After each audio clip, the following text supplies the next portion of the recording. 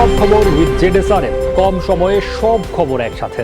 আগামী 1 ঘন্টায় দেশ বিদেশ, খেলা, বাণিজ্য, বিনোদন সহ সব ধরনের খবরই আপনাদের জানাবো। আমি সৌমিত্র শুভ্র। খবরটা খুব বড় করে বলবো না, কিন্তু যতখানি বলবো তাতে করে আপনি জেনে যেতে পারবেন আজ কোথায় কি হলো। নিয়মিত আয়োজনে স্বাগত জানাচ্ছি আপনাদের সবাইকে। দেশে করোনায় মৃতের সংখ্যা ক্রমান্বয়ে বাড়ছে। মহামারী এই ভাইরাসে আক্রান্ত হয়ে গত 24 ঘন্টায় 9 জন মারা গেছেন। একই সময় শনাক্ত হয়েছেন 434 জন। এ নিয়ে দেশে মোট মারা গেলেন 110 জন, আর মোট শনাক্তের সংখ্যা 3382 জন। সুস্থ হয়েছেন 2 জন, এ নিয়ে মোট সুস্থ হলেন 87 জন। দুপুরে করোনা নিয়ে নিয়মিত অনলাইন ব্রিফিংয়ে এইসব তথ্য জানান স্বাস্থ্য অধিদপ্তরের অতিরিক্ত মহাপরিচালক নাসিমা সুলতানা। ব্রিফিংয়ে বলা হয়, মারা যাওয়া 9 জনের মধ্যে 5 জন পুরুষ আর 4 জন নারী। আর গত 24 ঘন্টায় নমুনা পরীক্ষা করা হয়েছে 2974টি। এদিকে প্রতিদিনই সংক্রমণ বাড়ায় উদ্বিগ্ন স্বাস্থ্য অধিদপ্তর। বিস্তার ঠেকাতে কঠোরভাবে স্বাস্থ্যবিধি মানার পরামর্শ দিয়েছেন তারা। গত 24 ঘন্টায় 434 জন এবং এ পর্যন্ত রোগী শনাক্ত 3382। আরও 9 জন মৃত্যুবরণ করেছেন এবং এ পর্যন্ত মৃত্যুর সংখ্যা 110 জন। সুস্থ হয়েছেন 2 জন এবং এ পর্যন্ত 87 জন সুস্থ হয়ে বাড়ি ফিরে গেছেন। 24 ঘন্টায় নতুন করে আইসোলেশনে এসেছেন 89 জন এবং বর্তমানে আছে 765 জন। দেশে করোনায় সবচেয়ে বেশি আক্রান্ত রাজধানীতে।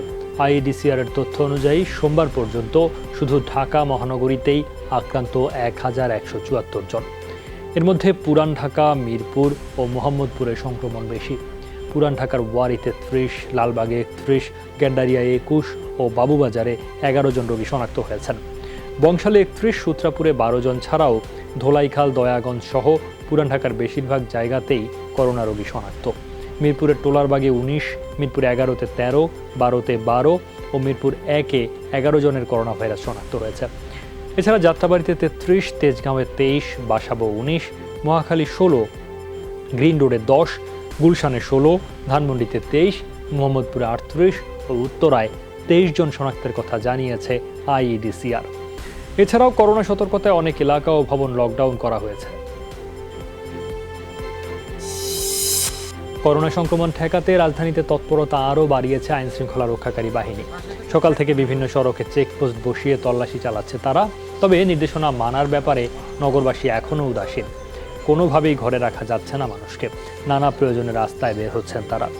আজও রাজধানীর সড়ক আর কাঁচাবাজারগুলোতে মানুষের ভিড় চোখে পড়ার মতো।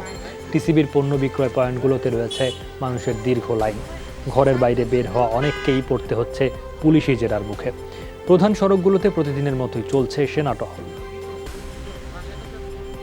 না, রাস্তা বন্ধ তো, এর জন্য মানে দোকানে যাবো তো। দোকানে যাবো, এটা তো করোনা আক্রান্ত, এই বাড়িটা করোনা আক্রান্ত। আপনারা এটা তো এরিয়ার লকডাউন করে রাখছেন, কেন ঢুকছেন? এদিক দিয়ে আসা যাওয়া তো নিষেধ। ও, পড়ালেখা জানি না তো, বুঝছেন, এটার জন্য ভুল বুঝতে পারি না। আপনার ইয়া কই, মাস্ক কই? মাস্ক আছে ব্যাগে। মাস্ক তো ব্যাগে রাখার জিনিস না, ব্যাগে রাখার জিনিস নেই, কিন্তু অসহ্য লাগে দিলে, এই জন্য দেয় না। রাজধানীর এই মুহূর্তে পরিস্থিতি জানবো সহকর্মী সাব্বির আহমেদের কাছ থেকে। বাড়িধারা এলাকা থেকে তিনি যুক্ত হয়েছেন। সাব্বির, ঢাকার রাস্তাঘাটে মানুষের উপস্থিতি কেমন দেখছেন? বিশেষ করে গতকাল তো অনেক মানুষ বের হয়েছিল, আজ কি অবস্থা? আর আইন শৃঙ্খলা বাহিনীর তৎপরতাও একটু জানতে বুঝতে চাই আপনার কাছ থেকে।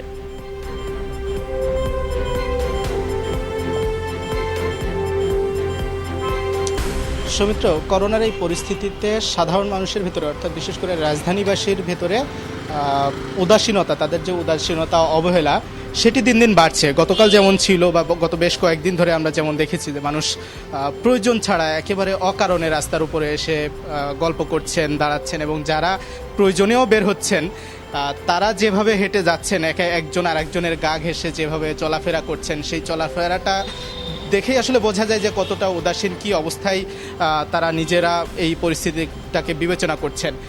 এই অবস্থায় যদি সার্বিকভাবে বলি যে আজকে যেহেতু দুপুর 2টো পর্যন্ত সাধারণ ভোগ্যপণ্যের দোকান খোলা থাকে, এটিকে একটু ভ্রান্ত ধারণা হিসেবেই সাধারণ মানুষ বেছে নিচ্ছে, এবং অবস্থা এমন যে দুপুর 2টা পর্যন্ত ভোগ্যপণ্যের দোকান খোলা থাকবে, বাজার করতে পারবে তারা, তার মানে তারা সাধারণ মানুষ ধরে নিচ্ছে যে এই সময়টা আমি নির্বিঘ্নে বাইরে যেতে পারবো, এই সময়টাতে কোনো বাধ্যবাধকতা নেই। এমন ধারণা নিয়েই সাধারণ মানুষজন কিন্তু অনেক বেশি বাইরে বের হচ্ছে, ঠুনকো কারণেও তারা বের হচ্ছে, এবং যখন আইন শৃঙ্খলা বাহিনী তাদেরকে ধরছে, জিজ্ঞাসাবাদ করছে, তখন কিন্তু যৌক্তিক কোনো কারণ তারা দেখাতে পারছে না। পাশাপাশি এর পরের বাকি সময়টা অর্থাৎ সন্ধ্যা 6টা পর্যন্ত স্বাস্থ্য অধিদপ্তরের যে প্রজ্ঞাপন জারি করা হয়েছিল যে সন্ধ্যা 6টার পর সন্ধ্যা 6টা থেকে ভোর 6টা পর্যন্ত কেউ বাইরে থাকতে পারবে না, সেই প্রজ্ঞাপনের ভিত্তিতে আইন শৃঙ্খলা বাহিনী মাঠে নেমেছে, তারা অভিযান চালাচ্ছে। এখন একটি পয়েন্টে আছি, এখানে নির্বাহী ম্যাজিস্ট্রেটের নেতৃত্বে আইন শৃঙ্খলা বাহিনী তারা যাচাই বাছাই করে দেখছেন ব্যক্তিগত গাড়ি নিয়ে যারা বের হয়েছেন তাদেরকে ধরে ধরে তাদের কাগজপত্র যাচাই বাছাই করে দেখছেন যে যৌক্তিক কোনো কারণ দিতে পারেন কিনা, এই বিষয়গুলো তারা দেখছেন। কিছুক্ষণ আগে নির্বাহী ম্যাজিস্ট্রেটের সাথে কথা বলছিলাম, তিনি জানাচ্ছিলেন যে এখানে যারা যাদেরকে এখানে সন্দেহভাজনভাবে আটকানো হচ্ছে তারা একেবারে ঠুনকো কারণ দেখাচ্ছে এবং অনেকাংশ অর্থাৎ এখন 6টা বেজে গেছে, 6টার পরে ঘরের বাইরে থাকা বা একেবারে বাইরে থাকা কোনোভাবেই সম্ভব না, নিষেধ। এবং আইন শৃঙ্খলা বাহিনী সেই যে আইনের প্রয়োগটি করছে সেখানে সাধারণ মানুষ যারা 6টার এখন যে অবস্থায় আছে, এখানে কিছুক্ষণ আগে একজন কে ধরা হয়েছিল, সেখানে তারা তাদের যে যৌক্তিকতা দেখিয়েছিল বের হওয়ার, যে কিছুক্ষণের ভেতরে অর্থাৎ 6টার আগে তারা ঘরে ফিরতে পারবেন, এমন যৌক্তিকতা দেখাচ্ছিলেন তারা। কিন্তু নির্বাহী ম্যাজিস্ট্রেট তিনি বলছেন যে এই যে সময়ের ভিতরে এবং তিনি যাদেরকে ধরা হচ্ছে তারা যেখানে যাবেন বলছেন এই কম সময়ের ভিতরে সেখানে পৌঁছানো সম্ভব না। অর্থাৎ 6টার আগে থেকেই এমন পয়েন্টগুলোতে দাঁড়ানো হচ্ছে, এমন পয়েন্টগুলোতে আইন শৃঙ্খলা বাহিনী আছে যে যারা বের হচ্ছেন, যাদেরকে সন্দেহভাজন ধরা হচ্ছে, তারা যে দূরত্বে যাবেন এই দূরত্ব 6টার ভিতরে পৌঁছানো সম্ভব কিনা এমন সন্দেহভাজনদের এখানে জরিমানা করা হচ্ছে। সার্বিকভাবে সাধারণ মানুষের ভিতরে, নগরবাসীর ভিতরে কোনো ধরনের সচেতনতার দিন দিন সেটা কমেই যাচ্ছে এবং মানুষজন কোনো কারণ ছাড়া, প্রয়োজন ছাড়া ঘরের বাইরে বের হয়ে আসে, এমন বিষয় আসলে নির্বাহী ম্যাজিস্ট্রেট তিনি নিজেও বলছিলেন। সৌমিত্র। দুঃখজনক। সাব্বির, আপনাকে ধন্যবাদ।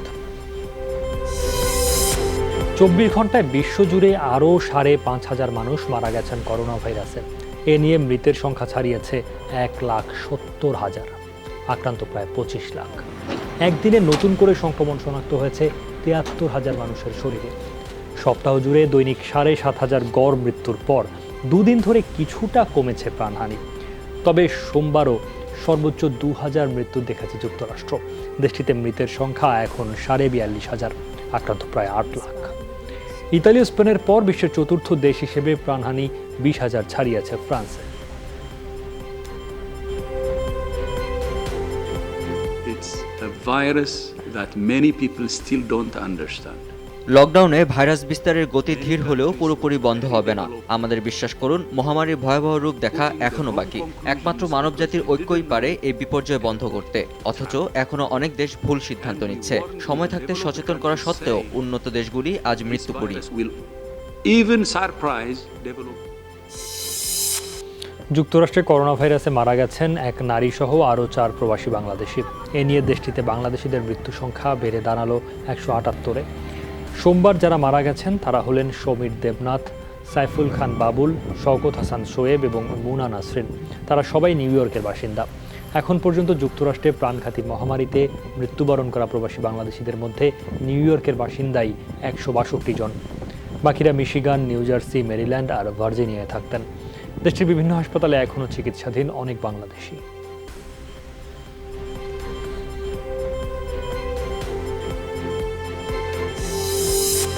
ভারতে হঠাৎ করেই বেড়ে গেছে করোনা ভাইরাসের নতুন সংক্রমণের হার। গেল কয়েকদিনে গড়ে 1,000 মানুষ আক্রান্ত হচ্ছেন কোভিড-19-এ। দেশটিতে 18,500 ছাড়িয়েছে আক্রান্তের সংখ্যা। 24 ঘন্টায় নতুন রোগী শনাক্ত হয়েছে 1,336 জন, মৃত্যু হয়েছে 47 জনের। করোনায় ভারতে এ নিয়ে মৃতের সংখ্যা দাঁড়ালো 578 জনে।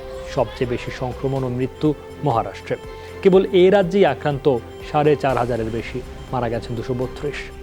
পশ্চিমবঙ্গে এখন পর্যন্ত সংক্রমণ শনাক্ত হয়েছে 392 জন। সংক্রমণের 1.5 মাস পরও সুরক্ষা, নিরাপদে থাকা বা যাতায়াতের বিষয়ে শতভাগ নিশ্চিত হতে পারেননি ডাক্তারসহ অন্যান্য স্বাস্থ্যকর্মীরা। এরই মধ্যে করোনায় আক্রান্ত হয়ে সেবা কার্যক্রমের বাইরে চলে গেছেন 150 শতাধিক। তবুও হাল ছাড়ছেন না বিভিন্ন হাসপাতালে কর্মরত ডাক্তার, নার্স, স্বাস্থ্যকর্মী, মেডিকেল টেকনোলজিস্ট, এমনকি অ্যাম্বুলেন্স চালকরা। বলছেন ঝুঁকি নিয়েই মানুষের প্রাণ বাঁচানোর কাজ চালিয়ে যাবেন তারা। কিন্তু যাদেরকে সুরক্ষা ও থাকা খাওয়ার দায়িত্বটি দেওয়া হয়েছে তারা যেন ব্যবস্থাপনায় আর কোনো ত্রুটি না করেন। প্রত্যাশা স্বাস্থ্যকর্মীদের নিরাপত্তা নিশ্চিত করতে সর্বোচ্চ আন্তরিকতা দেখাবে সরকার।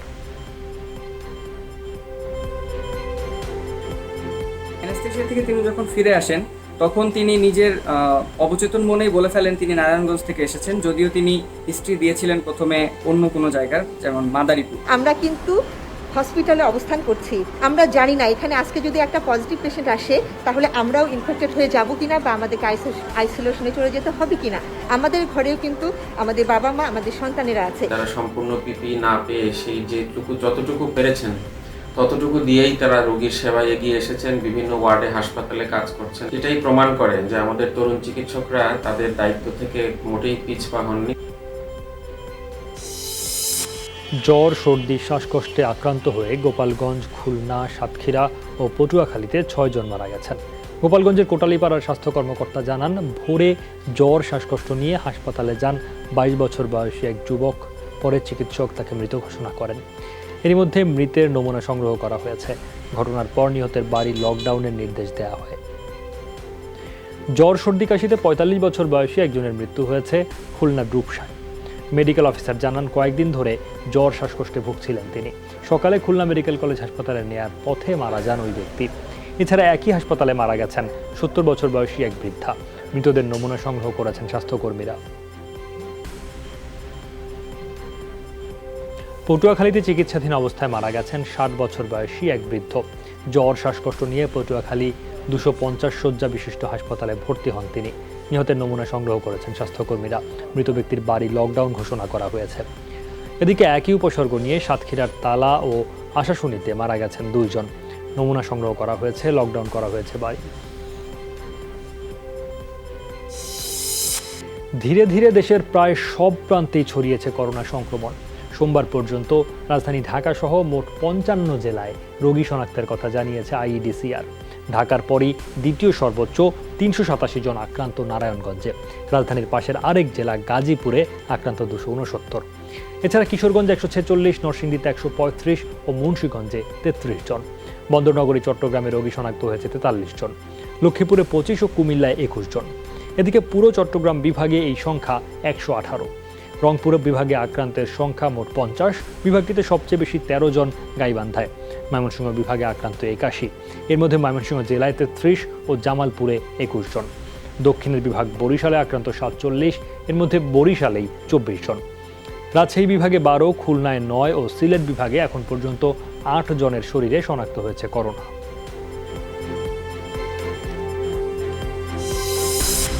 যাচ্ছি সহকর্মী আমির হোসেন স্মিথের কাছে, তিনি যোগ দিয়েছেন নারায়ণগঞ্জ থেকে। স্মিথ, নারায়ণগঞ্জ তো করোনার হটস্পট। জেলাটি গত কয়েকদিন ধরে লকডাউনে, তারপরও বিভিন্ন জেলায় এখান থেকে মানুষ যাওয়ার খবর বেরিয়েছে গণমাধ্যমে। এই অবস্থায় তো জেলায় কেউ প্রবেশ বা কারো বের হওয়া নিষিদ্ধ। তারপরও কিভাবে এটি ঘটছে, প্রশাসনের ভূমিকাই বা কেমন দেখছেন আপনি?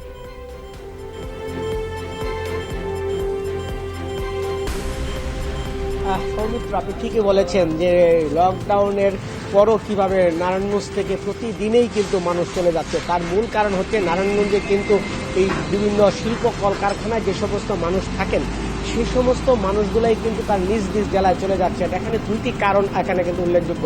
সেখানে হচ্ছে তারা অনেকেই কিন্তু ম্যাচে থাকেন এবং ম্যাচের যারা রান্নার কাজে নিয়োজিত তারা এখন আর যাচ্ছেন না, যে কারণে তাদের রান্না বান্নার একটি সমস্যা হচ্ছে, খাওয়া দাওয়ার একটি সমস্যা হচ্ছে। আবার লকডাউনের কারণে জেলার সকল রেস্টুরেন্ট কিন্তু বন্ধ, সেইটিও একটি কারণ, যে কারণেই তারা বাধ্য হয়ে নারায়ণগঞ্জ জেলা ছেড়ে যাচ্ছেন। আবার অন্যদিকে ধান কাটার শ্রমিক যারা আছেন বা নিম্ন আয়ের যারা মানুষ আছেন, রিক্সা চালক, তারাও নিজ নিজ জেলায় চলে যাওয়ার চেষ্টা করছেন। প্রতি রাতেই কিন্তু পুলিশ এরকম 50, 100, 200 জনকে আটক করছে, আবার নিজ নিজ গৃহে ফিরিয়ে দিচ্ছে। এইভাবেই কিন্তু নারায়ণগঞ্জে আসলে চলছে। তো পুলিশের পক্ষ থেকে সর্বাত্মক চেষ্টা চালানো হচ্ছে যাতে নারায়ণগঞ্জ থেকে কোনো লোক বের হয়ে যেতে না পারে। তবে আরেকটি প্রশ্ন, আরেকটি তথ্য আপনাকে জানিয়ে রাখতে পারি, সেটা হচ্ছে খানপুর হাসপাতালে যেটি 300 শয্যা হাসপাতালে করোনা ইউনিট করা হয়েছে, সেখানে যারা ফ্রন্ট লাইন যোদ্ধা অর্থাৎ সেই সমস্ত ডাক্তাররা এখানে চিকিৎসা সেবায় নিয়োজিত আছেন, তাদের থাকার জন্য কিন্তু স্থানীয় সংসদ সদস্য AKM সেলিম ওসমান তাদেরকে জন্য কিছু ব্যবস্থা করেছেন। নারায়ণগঞ্জ ক্লাবের 16টি রুম ইতিমধ্যে ডাক্তারদের জন্য ছেড়ে দেওয়া হয়েছে এবং হাসপাতালের পাশে একটি বাড়িও তারা নার্সরা যাতে থাকতে পারে সেটিও ঠিক করে দিয়েছেন এবং একটি ক্লিনিক অর্থাৎ একজন ইউনিয়ন পরিষদের একজন চেয়ারম্যানের মালিকানাধীন একটি ক্লিনিক আছে, সেটি খুব মানসম্পন্ন। সেই ক্লিনিকে বাকি নার্স এবং ওয়ার্ড বয়রা যাতে থাকতে পারে সেটিও তারা ব্যবস্থা করে দিয়েছেন, অর্থাৎ যাতে চিকিৎসকরা কোনো রকমের অসুবিধায় না পড়েন সেটি এখানে চেষ্টা চালা হচ্ছে। কিন্তু নারায়ণগঞ্জে যে আইসোলেশন বিভাগটি সে আছে এবং আইসিইউ বিভাগটি এখনো সম্পূর্ণরূপে চালু হয়নি, এটি চালু হতে আরো 8 থেকে 10 দিন সময় লাগবে। সৌমিত্র। স্মিথ, আপনাকে ধন্যবাদ। অনুমোদন ছাড়া করোনা পরীক্ষার কিট আমদানির অভিযোগে 3 জনকে জেল জরিমানা করেছেন র্যাবের ভ্রাম্যমাণ আদালত। দুপুরে রাজধানীর রাজারবাগের শহীদবাগ এলাকায় অভিযান চালানো হয়। 895 নম্বর ভবনের নিচতলায় একটি শিপিং কর্পোরেশন অফিসে 300 কিট পায় র্যাব সদস্যরা। র্যাবের ম্যাজিস্ট্রেট জানান, ঔষধ প্রশাসন ও আইডিসিআর অনুমোদন ছাড়াই এগুলো সিঙ্গাপুর থেকে আনা হয়েছে। এসব দিয়ে পরীক্ষা করলে কেমন ফল আসবে তা নিয়ে শঙ্কা থাকবে। অনুমোদনহীন ওষুধ ও সংক্রমণ সংক্রান্ত আইনে বিভিন্ন ধারায় আটক করা 3 জনকে 1 বছর 9 মাসের জেল ও 2 লাখ টাকা করে জরিমানা করেন নির্বাহী ম্যাজিস্ট্রেট। আমরা জানি না যে এটা কোথা থেকে এসেছে, কোথায় যাবে, এবং এর সবচেয়ে সিভিয়ার ইম্প্যাক্ট হচ্ছে এটার যদি ওষুধ প্রশাসন অধিদপ্তরের কোনো অনুমতি না থাকে, এটা সঠিক না বেঠিক এই ইনস্ট্রুমেন্টগুলা, এবং যদি এটা সঠিক না হয়ে থাকে তাহলে আমাদের অনেকের রেজাল্ট পজিটিভ কিন্তু নেগেটিভ আসতে পারে। করোনার প্রভাব দীর্ঘস্থায়ী হওয়ার শঙ্কায় সহসাই কাজে ফেরা নিয়ে অনিশ্চয়তায় আছেন শ্রমিক ও দিনমজুররা। এতে খেটে খাওয়া মানুষেরা পড়েছেন চরম সংকটে। সংক্রমণের প্রভাব বিবেচনা করে সারা দেশে ত্রাণের আওতা বাড়ছে আগামী জুলাই পর্যন্ত। এজন্য নতুন করে 8 লাখ মেট্রিক টন চাল ও প্রায় 3000 কোটি টাকা বরাদ্দের প্রস্তাব দিয়েছে ত্রাণ মন্ত্রণালয়। ত্রাণের আওতায় আসছে 3.25 কোটি মানুষ। ঈদের আগেই 1 কোটি পরিবারকে দেয়া হবে 10 টাকা দরে 20 কেজি চাল। কৃষিমন্ত্রী বললেন, ত্রাণ নিয়ে দুর্নীতির ক্ষেত্রে কঠোর অবস্থানে সরকার। প্রায় 3 কোটি 20 লক্ষ মানুষকে আমরা খাদ্য সহায়তা দেওয়ার আওতায় এনেছি। জুলাই পর্যন্ত আমাদের এই কর্মসূচি যে ফান্ড লাগবে সেটা নিশ্চয়ই থাকবে। সেই জায়গায় আমরা এপ্রিল তো আমাদের পার হয়ে যাচ্ছে, মে জুন জুলাই আরও 3 মাস আমরা পরিকল্পনা করেছি। যার পেটে খাবার নাই সে এই তালিকাভুক্ত হবে। প্রত্যেক জেলাতে 20টা 25টা 27টা পর্যন্ত টিম আছে, তাদের কাজই হলো যে তালিকা ঠিক মতো হচ্ছে কিনা, তালিকা অনুযায়ী খাদ্য পৌঁছাচ্ছে কিনা। বরাদ্দ দিয়ে দেওয়া যায় ঈদের আগে পেয়ে যাবে। যেখানে তালিকা কমপ্লিট হবে সেখানে কার্ড অলরেডি জেলা প্রশাসকেরা দিয়ে বিতরণ শুরু করবে। আর যেটা খাদ্য বান্ধব, এই জায়গায় আমরা মে জুন আরো বৃদ্ধি করার জন্য আমরা মাননীয় প্রধানমন্ত্রীর কাছে পাঠিয়েছি আমরা, এবং উনি এটা দিবেনও। মাননীয় প্রধানমন্ত্রী বারবার বলছে এদের ব্যাপারে কোনো রকম আপোষ করা হবে না, এখানে কাউকে সামান্যতম ছাড় দেওয়া হবে না। সে আমাদের দলেরই হোক, দলের বাইরেরই হোক, তার সামাজিক অবস্থান যাই হোক। ত্রাণ বিতরণে কোনো বৈষম্য নয় মন্তব্য করে আওয়ামী লীগের সাধারণ সম্পাদক ওবায়দুল কাদের বলেছেন, চাল চোরদের কোনো ক্ষমা নেই। সকালে তার সরকারি বাসভবনে তিনি বলেন, দলমত নির্বিশেষে সবাইকে ত্রাণ কার্যক্রম পরিচালনা করতে হবে। ত্রাণ বিতরণে বাধা দেওয়া হচ্ছে বিএনপির এমন অভিযোগও ভিত্তিহীন বলে মন্তব্য করেন ওবায়দুল কাদের। তিনি আরও বলেন, বিএনপির নেতিবাচক রাজনীতির জন্য আজ তাদের এই পরিণতি। এ সময় প্রধানমন্ত্রী শেখ হাসিনার নির্দেশে তৃণমূল পর্যন্ত ত্রাণ কার্যক্রম অব্যাহত রাখার আহ্বান জানান ওবায়দুল কাদের।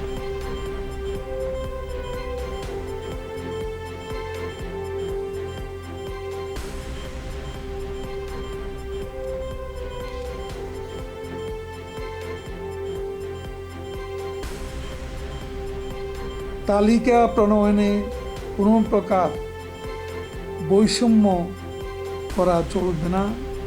দল মত নির্বিশেষে যার যা প্রাপ্য ঠিক সে অনুযায়ী তালিকা প্রস্তুত করতে হবে।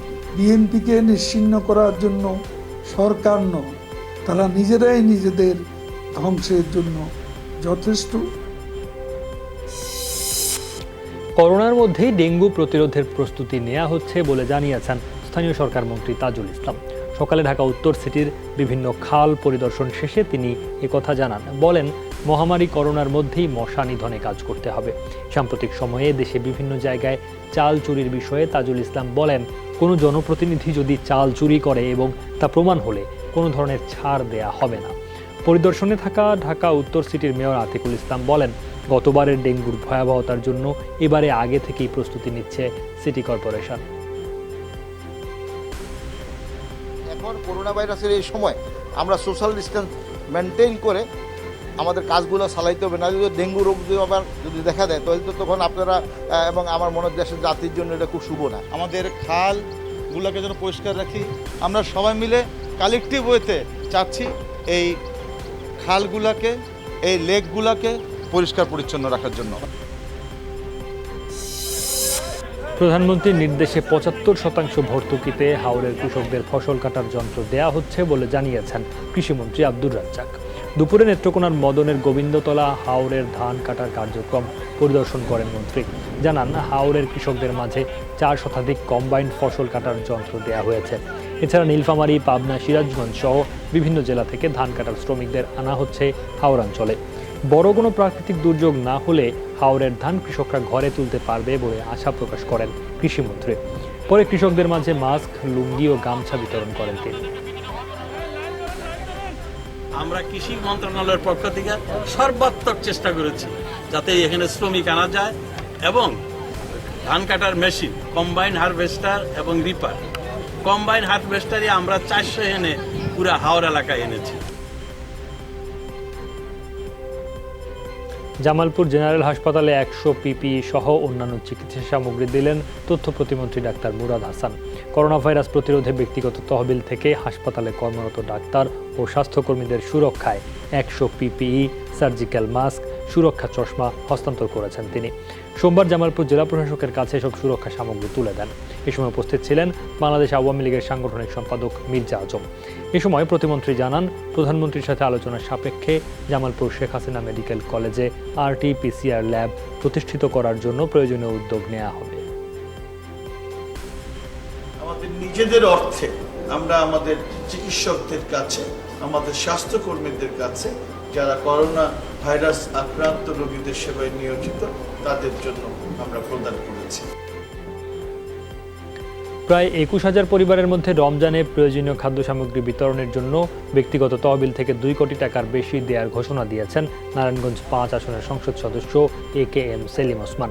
দুপুরে ফতুল্লার উইজডম অ্যাটায়ার্সের গার্মেন্টস কারখানায় জনপ্রতিনিধিদের সাথে মতবিনিময় শেষে তিনি এই ঘোষণা দেন। বলেন, বিকাশ, রকেট বা নগদ অ্যাকাউন্টের মাধ্যমে প্রদান করা হবে এই অর্থ সহায়তা।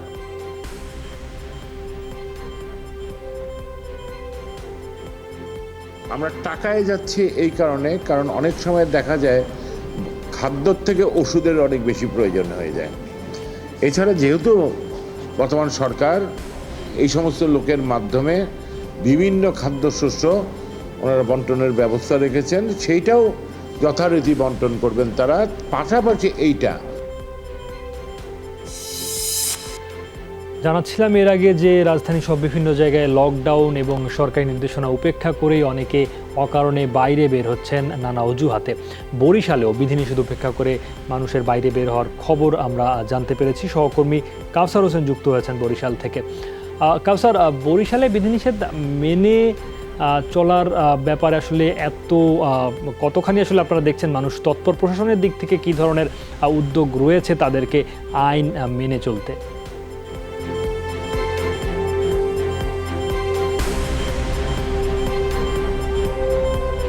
সৌমিত্র, প্রশাসন কিন্তু শুরু থেকেই তৎপর ছিল। পুলিশ প্রশাসন বলেন, র্যাব বা সেনাবাহিনী বা জেলা প্রশাসন সবাই কিন্তু মানুষকে বোঝানোর চেষ্টা করছেন করোনা ভাইরাসের ক্ষতিকর দিকগুলো তুলে ধরার এবং এটি সংক্রমিত হলে কী ধরনের বিপদ আসতে পারে সেটিও কিন্তু সাধারণ মানুষের মধ্যে সেই শুরু থেকেই কিন্তু তারা প্রচারণা চালিয়ে যাচ্ছেন।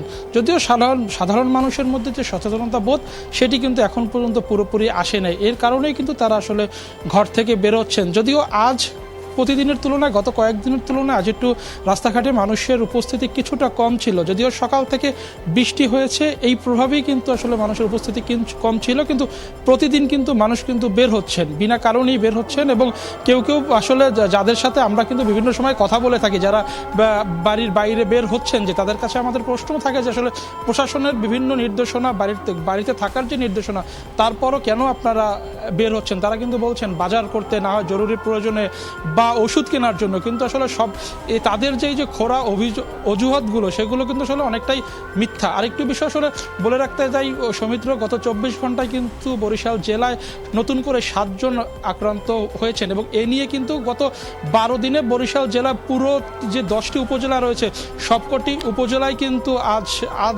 যে 2টি উপজেলা সহ সবকটি উপজেলায় কিন্তু করোনা রোগী শনাক্ত হয়েছে এবং জেলা প্রশাসনকে বলা হয়েছে যে বরিশাল জেলায় মোট 31 জন রোগী এখন পর্যন্ত শনাক্ত হয়েছে। সৌমিত্র, কাউসার, আপনাকে ধন্যবাদ। চট্টগ্রামে বস্তিবাসীর মাঝে সবজি বিতরণ করেছে মহানগর ছাত্রলীগ। নগরের বিভিন্ন এলাকায় প্রতিদিন 1000 পরিবারের মাঝে 5 কেজি করে সবজি বিতরণ করা হয়। তারই ধারাবাহিকতায় বিনামূল্যে নগরীর নাসিরাবাদ এলাকায় পূর্ব 16 শহর ওয়ার্ড ছাত্রলীগের পক্ষ থেকে এসব সবজি বিতরণ করা হয়।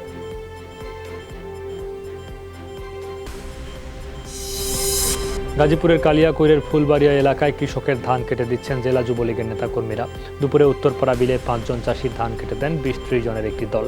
এ সময় গাজীপুর জেলা যুবলীগের যুগ্ম আহ্বায়ক ও উপজেলা পরিষদ চেয়ারম্যান সেলিম আজাদ বলেন, প্রধানমন্ত্রী শেখ হাসিনার নির্দেশে পর্যায়ক্রমে আরও অনেকের ধান কেটে দেওয়া হবে।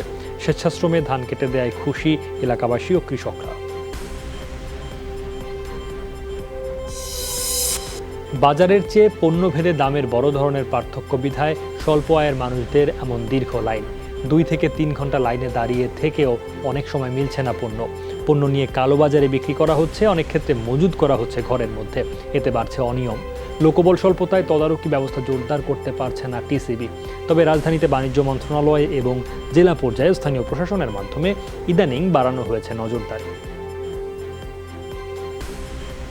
ডাল আমরা কিনি 80 টাকায়, ডাল এখানে 50 টাকা পাওয়া যায়। মুসুরি ডাল যে সুলা বুট দেখা গেছে বাজারে 80 টাকা বিক্রি করে, এই সুলা বুট এখানে 50 টাকা 60 টাকা বিক্রি করতেছে। সরকার ঠিকই দেয়, আসলেও পায় না। এবং বিভিন্ন সময় বিভিন্ন লোক প্রশাসনের লোক দিয়ে এগুলি তদারক করা অবশ্যই উচিত। অসুস্থ মানসিকতার কিছু লোক আছে যারা বেশি লাভ করতে চায়। এই লাভের মোহে তারা যে কি করতেছে, আগুন নিয়ে খেলা করতেছে, তারা মানুষের এই যে কষ্ট দিচ্ছে এবং এই মানুষের জন্য বরাদ্দ যে জিনিসটা সেটা যদি তারা কালোবাজার করে, তাহলে এই লোকগুলোকে চিহ্নিত করে তাদেরকে দৃষ্টান্তমূলক শাস্তি দিতে হবে। শহরের এবং উপজেলা শহরের তো টিও নয় এবং ডিসিরা ট্যাগ অফিসার নিয়োগ করে দিচ্ছে। আর ঢাকায় বাণিজ্য মন্ত্রণালয়ের মাধ্যমে 6টা না 8টা টিম করে দিয়েছে। গত পরশু দিন থেকে তারা কাজ করতেছে। ডিসিরাও দেখলাম যে ট্যাগ অফিসার অনেক জায়গায় নিয়োগ করে, তারাও আরো মনিটর বেশি করতেছে। কোনো কোনো ক্ষেত্রে পুলিশ প্রশাসন টহল পুলিশ দিয়েও সহযোগিতা করতেছে। চলমান লকডাউনে অর্থনৈতিক কর্মকাণ্ড ভেঙে পড়েছে। তাই কর্মীদের স্বাস্থ্য সুরক্ষা নিশ্চিত করে অথবা বিকল্প কোনো উপায়ে শিল্প কারখানা চালুর পরামর্শ অর্থনীতিবিদ ও ব্যবসায়ীদের। তা না হলে যে অর্থনৈতিক অস্থিরতা তৈরি হবে তা সামাল দেওয়া কঠিন হবে। আশঙ্কা, দীর্ঘদিন কারখানা বন্ধ রাখলে রপ্তানি আদেশ চলে যাবে অন্য দেশে, যা ফিরিয়ে আনা কঠিন হবে। কারখানা চালুর ক্ষেত্রে শ্রমিকের স্বাস্থ্য সুরক্ষার বিষয়টি নিশ্চিত করার পরামর্শ সংশ্লিষ্টদের। আমাদের রপ্তানি প্রক্রিয়া বলেন সব কিছু কিন্তু বন্ধ হয়ে যাবে, তখন কিন্তু টোটাল ইকোনমিতে একটা বিশাল নেগেটিভ অবস্থান তৈরি হয়ে যাবে। আমরা সেই জন্য চাচ্ছি সরকারের সাথে আলোচনা করে এটা পর্যায়ক্রমে মে মাসের শুরু থেকে খুলে দেওয়ার চিন্তা করছি। লিভ উইথ করোনাকে একেবারে যে হটিয়ে দিয়ে আমরা তারপরে বের হয়ে আসবো, সেটা কিন্তু হবে না। ভ্যাকসিন না বের হওয়া পর্যন্ত একটু সহনশীলভাবে গাইডলাইন গুলো মেনে আমাদেরকে এই কার্যক্রমগুলো আস্তে আস্তে শুরু করতে হবে। একেবারে বসে থাকাটাও কিন্তু সম্ভব হবে বলে আমার মনে হয় না খুব দীর্ঘস্থায়ী ভাবে। ফরিদপুরের ভাঙ্গায় আধিপত্য বিস্তার নিয়ে দুপক্ষের সংঘর্ষে 1 জন নিহত হয়েছেন, আহত হয়েছেন অন্তত 20 জন। সকালে লক্ষ্মীপুর গ্রামে এই ঘটনা ঘটে। পুলিশ জানায় এলাকার আধিপত্য নিয়ে শাহজাহান মাতব্বরের সাথে দীর্ঘদিন ধরে বিবাদ জাহাঙ্গীর মাতব্বরের। এরই জের ধরে সংঘর্ষে জড়িয়ে পড়ে দুপক্ষের লোকজন। চলে দেশীয় অস্ত্র নিয়ে ধাওয়া পাল্টা ধাওয়া। সংঘর্ষের এক পর্যায়ে নিহত হন 1 জন। ভাঙচুর করা হয় বেশ কয়েকটি বসতঘর। খবর পেয়ে পুলিশ ঘটনাস্থলে গিয়ে পরিস্থিতি নিয়ন্ত্রণে আনে। এদিকে নোয়াখালীর সোনাইমুড়িতে দুর্বৃত্তদের হামলায় নিহত হয়েছেন 1 জন।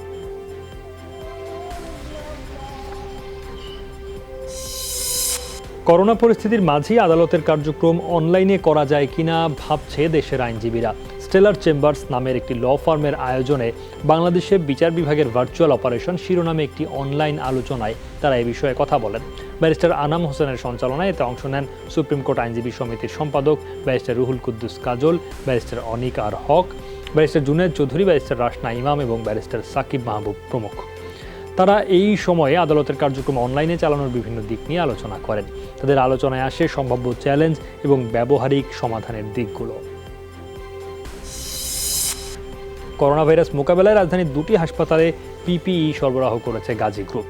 গ্রুপের চেয়ারম্যান এবং বস্ত্র ও পাট মন্ত্রী গোলাম দস্তগীর গাজীর তত্ত্বাবধানে মুগদা মেডিকেল কলেজ হাসপাতালে 95 সেট ও জাতীয় বক্ষব্যাধি ইনস্টিটিউট ও হাসপাতালে 90 সেট পিপিই সরবরাহ করা হয়। মুগদা হাসপাতালের পক্ষ থেকে ডাক্তার রুবিনা ইয়াসমিন ও জাতীয় বক্ষব্যাধি হাসপাতালের পক্ষ থেকে ডাক্তার মোহাম্মদ আব্দুল রৌফ পিপিই গ্রহণ করেন। এ সময় করোনা মোকাবেলায় সামনের দিনগুলোতেও হাসপাতাল ও জরুরি সেবায় নিয়োজিতদের এ ধরনের সামগ্রী প্রদানের আশা প্রকাশ করেন তারা। এছাড়া গাজী গ্রুপের উদ্যোগেই দেশে প্রথম বেসরকারি RT-PCR ল্যাব প্রতিষ্ঠিত হতে যাচ্ছে।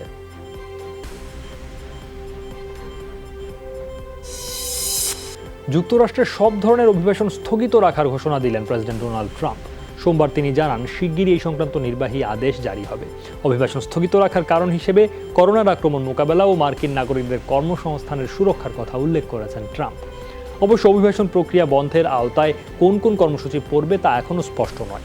যুক্তরাষ্ট্রে বসবাসরত অভিবাসীদের ওপর কী প্রভাব পড়বে তাও স্পষ্ট নয়।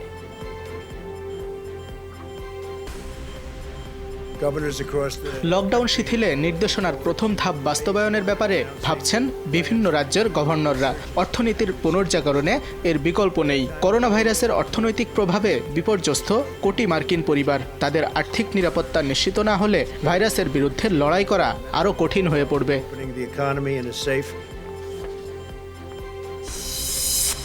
ইতিহাসে প্রথমবারের মতো জ্বালানি তেলের দাম নেমে এলো $0 নিচে। অর্থাৎ তেল কিনলে দাম তো দিতে হবেই না, উল্টো ক্রেতাদের প্রণোদনা দেবে উৎপাদকরা। করোনা মহামারীর প্রভাবে বিশ্বজুড়ে তেলের চাহিদা কমে যাওয়ায় মজুদ বেড়েছে বেশ কয়েক গুণ। লকডাউনে বিশ্ব বাণিজ্য স্থবির বলেই ট্যাঙ্কারেই জমছে তেল। এই অবস্থায় 2-1 সপ্তাহের মধ্যে সব ট্যাঙ্কার পূর্ণ হয়ে যেতে পারে বলে আশঙ্কা প্রতিষ্ঠানগুলোর। ফলে উল্টো ক্রেতাকে প্রণোদনা দিয়ে তেল বিক্রি করতে বাধ্য হচ্ছে প্রতিষ্ঠানগুলো। ব্রাজিলে এবার লকডাউনের বিরুদ্ধে বিক্ষোভে নিজে যোগ দিলেন প্রেসিডেন্ট জেইর বোলসোনারো। রাজধানী ব্রাসিলিয়ায় রাস্তায় নেমে লকডাউন প্রত্যাহারের দাবি তোলেন তিনি। করোনা সতর্কতার কড়াকড়ি নিয়ে বেশ কিছুদিন ধরেই প্রাদেশিক গভর্নরদের সাথে বিবাদ চলছে প্রেসিডেন্টের। শুরু থেকেই করোনা সতর্কতা নিয়ে আপত্তি ব্রাজিলের ট্রাম্প খ্যাত বোলসোনারোর। তিনি নিজে জনসমক্ষে মাস্ক ব্যবহার করছেন না। ব্রাজিলে এখন পর্যন্ত প্রায় 40,000 মানুষ আক্রান্ত হয়েছেন করোনায়, মারা গেছেন 2,500 মানুষ।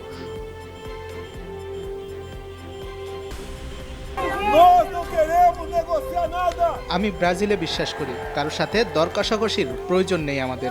ব্রাজিলের জন্য এখন কাজ করা দরকার আমাদের। এখানে সবাই দেশপ্রেমিক। নতুন ব্রাজিল গড়তে এগিয়ে যাচ্ছি আমরা।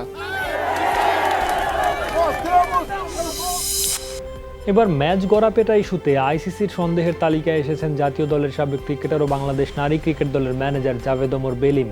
ফেব্রুয়ারি-মার্চে অস্ট্রেলিয়ায় হওয়া নারী টি-20 বিশ্বকাপে তার আচরণ সন্দেহজনক মনে হয়েছে আইসিসির। ইতিমধ্যে বিষয়টি বাংলাদেশ ক্রিকেট বোর্ডকে জানিয়েছে ক্রিকেটের নিয়ন্ত্রক সংস্থাটি।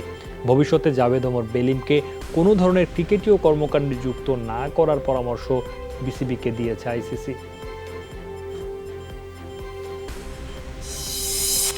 জাতীয় দলের ক্যাম্পে থেকে ইনজুরিতে পড়া মাসুক মিয়া জনি দ্বিতীয় দফায় আরও 4 লাখ টাকা ক্ষতিপূরণ পেতে যাচ্ছেন ফিফা থেকে, যা নিশ্চিত করেছে বাংলাদেশ ফুটবল ফেডারেশন।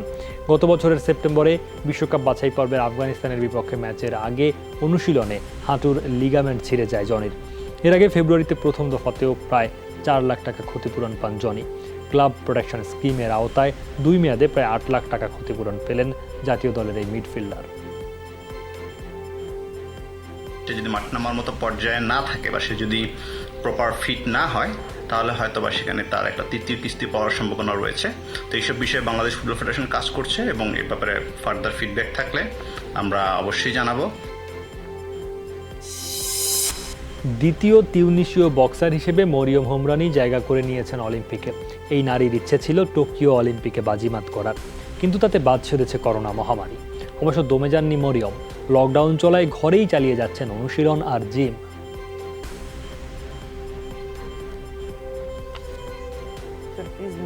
আমার দেশে কেউই বিশ্বাস করতে পারেনি আমি অলিম্পিক কোয়ালিফাই করতে পারবো। রিংয়ে যাওয়ার আগে কখনোই ভাবি না কতটা ভালো বা কতটা খারাপ প্রস্তুতি নিয়েছি। লক্ষ্য একটাই থাকে, নিজের সর্বোচ্চটা উজাড় করে দেয়া। বিভিন্ন জেলায় লকডাউনের পরও নির্দেশনা অমান্য করে ঘোরাফেরা অব্যাহত রয়েছে। এতে বেগ পেতে হচ্ছে আইন শৃঙ্খলা রক্ষাকারী বাহিনীর সদস্যদের। জেলা ও বিভাগীয় শহরগুলোতে সকাল থেকে সমাগম দেখা গেছে। অযথা যারা ঘোরাঘুরি করছেন তাদের কঠোরভাবে নিষেধ করা হচ্ছে। এর মাঝেই অনেকে নানা অজুহাতে বের হচ্ছেন। বিশেষ করে বাজার এলাকায় মানা হচ্ছে না শারীরিক দূরত্ব নিশ্চিতের নির্দেশনা। এই নির্দেশনা অমান্য করলে কঠোর আইনানুগ ব্যবস্থা নেওয়া হবে বলেও জানানো হয়।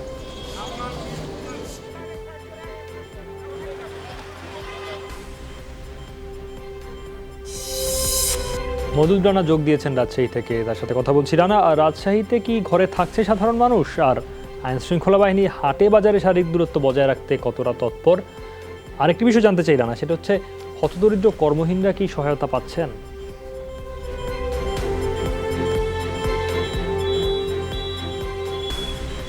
সৌমিত্র, হতদরিদ্র এবং যারা কর্মহীন মানুষ রয়েছে তাদের আসলে ত্রাণ সহায়তা সহ আর্থিক বিভিন্ন সুবিধা কিন্তু দেয়া হচ্ছে এবং সেটি প্রশাসন যেমন দিচ্ছেন তেমনি সামাজিক যেসব সংগঠন রয়েছেন তারা দিচ্ছেন, ব্যক্তি উদ্যোগে দিচ্ছেন।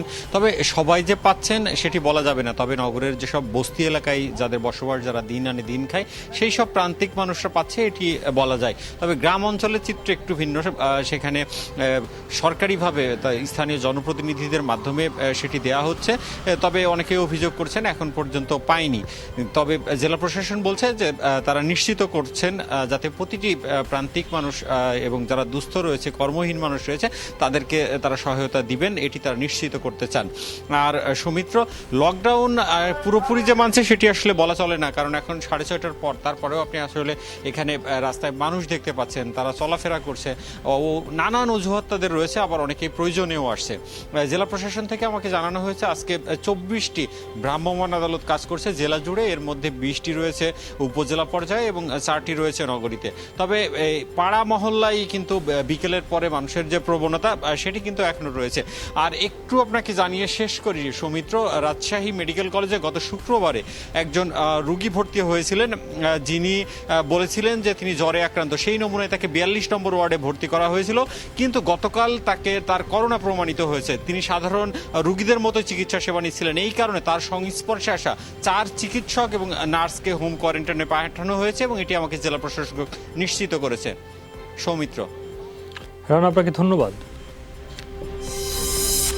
চট্টগ্রামে খোলা স্থানে ফেলা হয় বন্দরনগরের দৈনন্দিন বর্জ্য, যেখান থেকে করোনা সহ নানা রোগ ছড়িয়ে পড়ার শঙ্কা জনস্বাস্থ্য বিশেষজ্ঞদের। সিটি কর্পোরেশনের পরিচ্ছন্নতা কর্মী এবং এই বর্জ্য ঘিরে জীবিকা নির্বাহ করা মানুষগুলোর নেই কোনো সুরক্ষা সামগ্রী। আশপাশের বাসিন্দারাও আছেন আতঙ্কে।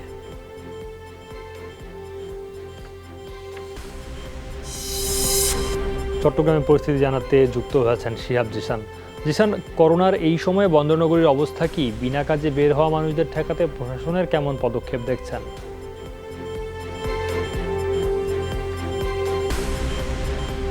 সৌমিত্র, করোনার এই সময় আমরা যেটি দেখছি আসলে সাধারণ মানুষজন যে সরকারি যে নির্দেশনা সেটি আসলে তারা মেনে চলছে না। তারা প্রয়োজনে অপ্রয়োজনে তারা বাসা থেকে বের হচ্ছেন, এমনকি সন্ধ্যা 6টার পরে কঠোরভাবে মানুষজনকে বাসায় থাকার নির্দেশনা দেওয়া হলো, তারা আসলে সেটি মান্য করছেন না। তারা কারণে অকারণে তারা বাসা থেকে বের হচ্ছেন এবং যার ফলে চট্টগ্রামে কিন্তু করোনার সংক্রমণ দিনে দিনে বেড়ে যাচ্ছে। এখন পর্যন্ত চট্টগ্রামে মোট 39 জন করোনা আক্রান্ত শনাক্ত করা হয়েছে।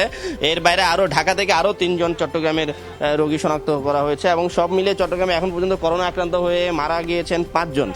কিন্তু এত কিছুর পরে আসলে জনসচেতনতা সেটি তৈরি হচ্ছে না। সচেতনতা তৈরি না হওয়ার ফলে আসলে করোনার সংক্রমণ দিনে দিনে বাড়ছে এবং আমরা যেটি দেখছি আসলে আইন শৃঙ্খলা রক্ষাকারী বাহিনীর সদস্যরা, সশস্ত্র বাহিনীর সদস্যরা এবং জেলা প্রশাসনের 10 জন ম্যাজিস্ট্রেটের নেতৃত্বে 10টি টিম সকাল 9টা থেকে রাতে 9টা পর্যন্ত তারা মাঠে কাজ করে যাচ্ছেন। তারা কঠোর পরিশ্রম করছেন, কিন্তু এই যে তাদের কঠোর নজরদারির পরেও আসলে সাধারণ মানুষজন তারা আসলে এই নজরদারি মানছে না। তারা এই লকডাউন বা সেই যে নির্দেশনা সেটি আসলে তারা মেনে চলছে না, যার ফলে চট্টগ্রামে কিন্তু করোনার সংক্রমণ বেড়ে যাচ্ছে এবং প্রশাসনের লোকদেরকে হিমশিম খেতে হচ্ছে তাদের সাধারণ মানুষজনকে আসলে সচেতন করার জন্য। এবং আমরা যেটি দেখছি যে সন্ধ্যা 6টার পরে মানুষজনকে বের হতে মানা করা হলেও তারা এখনো বাসা থেকে বের হচ্ছেন এবং একটু যদি দেখাতে চায় এবং সেই গাড়িগুলোকে কিন্তু চেক করা হচ্ছে এবং তারা না তাদের যেন অজুহাত তৈরি করা থাকে আগে থেকে।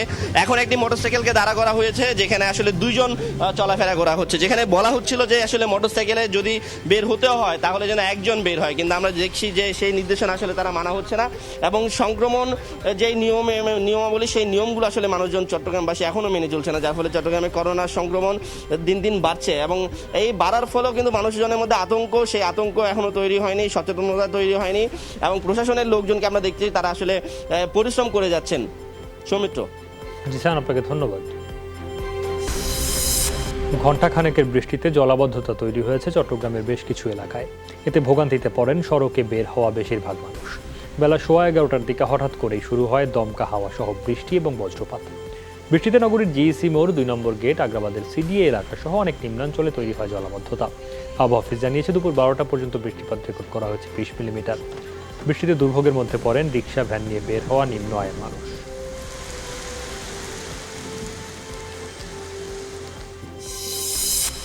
গাজীপুর তাইরুন্নেসা মেডিকেল কলেজ ও হাসপাতালে চিকিৎসা সুরক্ষা সামগ্রী পিপিই প্রদান করেছে ড্যাব ও জিয়াউর রহমান ফাউন্ডেশন।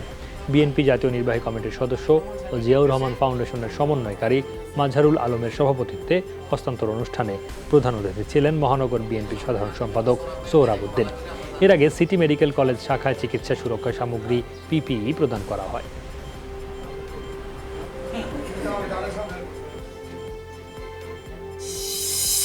করোনা ভাইরাসের কারণে ক্ষতিগ্রস্ত চাষির কাছ থেকে সবজি কিনল জাতীয় ছাত্র সমাজ।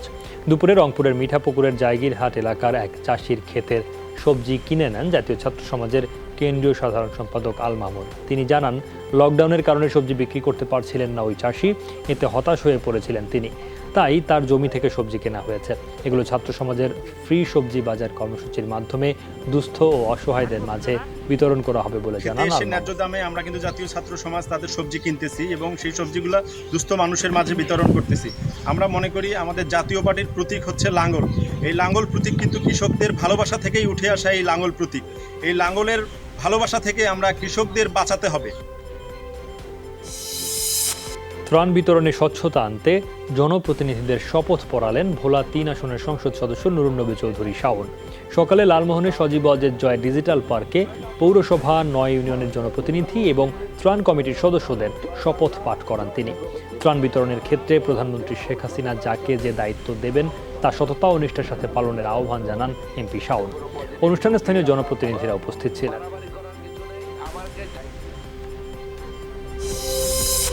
ঢাকার ধামরাইয়ে হেনস্থার শিকার হয়েছেন এক স্বাস্থ্যকর্মী। অভিযোগ, করোনা হয়েছে বলে গুজব রটিয়েছেন ইউপি চেয়ারম্যান। পরিবারকে দেয়া হয়েছে ইট ভাটায় থাকার নির্দেশ। যদিও চেয়ারম্যান বিষয়টি অস্বীকার করেছেন। ঘটনা খতিয়ে দেখা হচ্ছে বলে জানিয়েছে পুলিশ।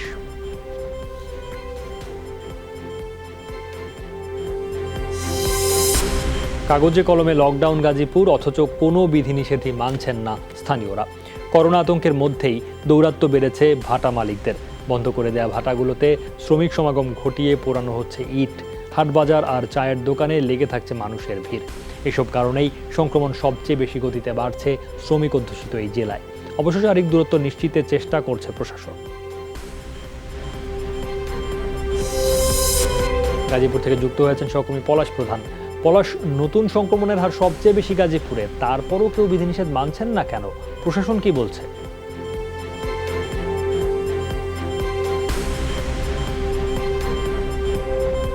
এটি কিন্তু প্রতিনিয়ত কিন্তু প্রশাসন কিন্তু তাদের অভিযান চলছে, অব্যাহত চলছে, জরিমানা করছে, নগদ অর্থদণ্ড দিচ্ছে। প্রাথমিকভাবে তাদেরকে শাস্তি দিয়ে ভয়ভীত দেখা হচ্ছে। কিন্তু কেন যে এখনো পর্যন্ত গাজীপুরের মানুষ সচেতন হচ্ছে না, সেটি কিন্তু প্রশাসন এক প্রকার তাদেরকে নিয়ে আতঙ্কে রয়েছে। কেননা দিন দিন কিন্তু লাফিয়ে লাফিয়ে বাড়ছে এই করোনার সংক্রমণ রোগীর সংখ্যা। আমি যদি একটু আমার পিছনের দিকে দেখাই, যে এখনো কিন্তু মানুষ অযথায় ঘুরছে এবং বিভিন্ন অলিগলিতে ঘুরছে। তারা বলছে যে ঘরে বসে এক প্রকারে নাকি তারা কিছুটা জিম্মি হয়ে গেছে, এমনটাই বলছে। আমি তাদের সাথে কথা বলে যে বিষয়টা জেনেছি। তাছাড়া সাধারণ ছোট ছোট বাহানা নিয়েই মূলত তারা এখানে ঘুরুফিরি করছে। কিছু কিছু লোকদেরকে জিজ্ঞাসা করছি যে কেউ কেউ বলে যে তারা ফার্মেসিতে আসছে অথবা বাচ্চাদের জন্য দুধ নিতে আসছে। এরকম ছোট ছোট ইস্যু দিয়ে মূলত তারা বিভিন্ন অলিগলিতে তারা জড়ো হচ্ছে। আরেকটা বিষয় বলে রাখি, যে যেহেতু গাজীপুর একটি শিল্প অঞ্চল এলাকা, সেহেতু এখন পর্যন্ত গত 11 তারিখ থেকে এখন পর্যন্ত বিভিন্ন রাস্তাঘাট এবং কারখানার সামনে কিন্তু শত শত শ্রমিকরা তারা বকেয়া বেতনের দাবিতে আন্দোলন করে আসছে, যেটি কিনা করোনা ভাইরাসের জন্য একটি মহামারী ধারণ করবে বলে মনে করছেন গাজীপুরের সচেতন নাগরিকরা। সুমিত্র, সেটি শঙ্কার কথা নিশ্চয়ই। পলাশ, আপনাকে ধন্যবাদ। অবরুদ্ধ থাকার 7 দিন পর খাদ্য ও সুরক্ষা সামগ্রী পেল শরীয়তপুরে করোনা আক্রান্ত একটি পরিবারের 3 সদস্য। দুপুরে স্বাস্থ্য বিভাগের সদস্যরা ঘটনাস্থলে যান। স্বাস্থ্য সুরক্ষার জন্য সাবান, হ্যান্ড স্যানিটাইজার বিতরণ করেন। এছাড়া জেলা প্রশাসনের পক্ষ থেকে খাদ্য বিতরণ করা হয়। চাল, ডাল, তেল সহ বিভিন্ন খাদ্য সামগ্রী দেওয়া হয়। 13 এপ্রিল করোনা শনাক্ত হয় একই পরিবারের 3 জনের। এরপর থেকে বাড়িতে অবরুদ্ধ ছিলেন তারা। এই পরিস্থিতিতে একই রকম পরিস্থিতিতে আছেন স্বজনরাও।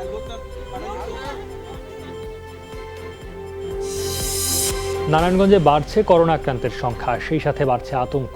দুশ্চিন্তায় পড়েছেন জেলার ক্রীড়াবিদরাও। জীবনযাত্রার সাথে খেলাধুলাও থমকে গেলেও এই যুদ্ধ জয়ের স্বপ্ন দেখছেন জাতীয় খেলোয়াড় রনি তালুকদার, তপু বর্মন, শাপলারা। এজন্য দ্রুতই একটা করোনা পরীক্ষা কেন্দ্র চালুর দাবি তাদের। এই ছিল আজকের সব খবর উইথ জেডএসআরএম। যে কোনো সংবাদ সবার আগে জানতে চোখ রাখুন যমুনা টেলিভিশনে। ভিজিট করুন আমাদের website, Facebook page, YouTube channel. Log in করুন www.যমুনা.tv, Facebook/যমুনা টেলিভিশন, YouTube/যমুনা টিভি বিডি। আর সাথে থাকার জন্য সবাইকে ধন্যবাদ।